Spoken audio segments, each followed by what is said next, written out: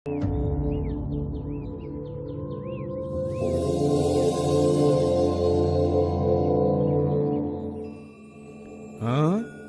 อูพุงมันเจ้าเป้เฮอลีหลาใน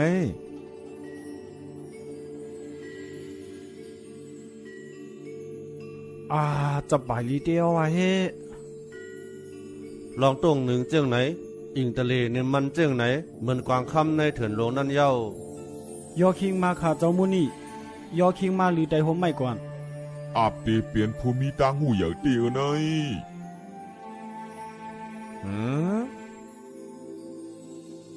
เปลี่ยนเจ้าสีทัดเจ้าหือหลาในสีธาตุอันจี้ปันตั้งเฮาพิษนั่นฮะเจ้าซ้ำขึ้นมาหาเฮาเฮ็ดสังลาเกาเจ้าทบสินตั้งออกม่วนป่วนหลอดยาวเกาเจ้าผุยไล่ตึกตั้งซื้อหลวงนั่นยาวเนอมันมีโคป่วยตอนตากูก็เกาเตปกตื่นปันเจออันไปมีสติเฮาป้อมีสติและปากปันอันงึบตันนานกวนอันอ่ำจ้างกำตุกราสริยาสิไลตลาเต็มเจอโย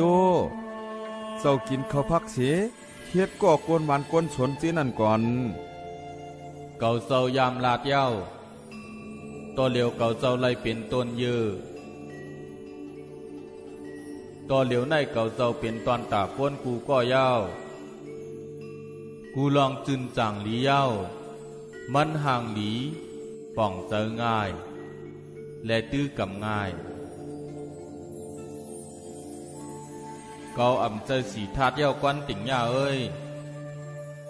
เอาสายตาสานปิงหญ้าเจ้าเสต้วยแล